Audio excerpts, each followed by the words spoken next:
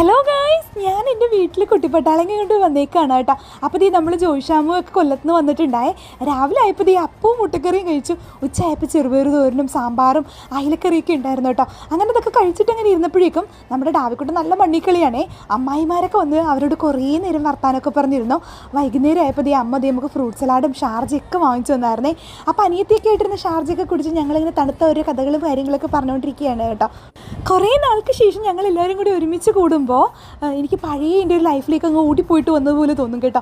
അങ്ങനെ ഞങ്ങൾ വർത്താനമൊക്കെ പറഞ്ഞ് നമ്മുടെ ഡാവിക്കുട്ടിന് ഷാർജയും ചെക്കുട്ടും ചേട്ടായി ഇതൊക്കെ കുടിച്ചിട്ടൊക്കെ ഇങ്ങനെ ഇരിക്കുന്നതാണ് കേട്ടോ. നിങ്ങളത് ഞാൻ ഫ്രൂട്ട് സലാഡ് കാണിച്ച് കൊതിപ്പിക്കുന്നതാണ് നിങ്ങൾ കാണുന്നത്. അപ്പോൾ നമ്മുടെ കുട്ടന്മാരുടെ ചാനൽ നിങ്ങൾ ആദ്യമായിട്ടാണ് കാണുന്നതെങ്കിൽ ഓടിപ്പോയി സബ്സ്ക്രൈബ് ചെയ്യുക കേട്ടോ.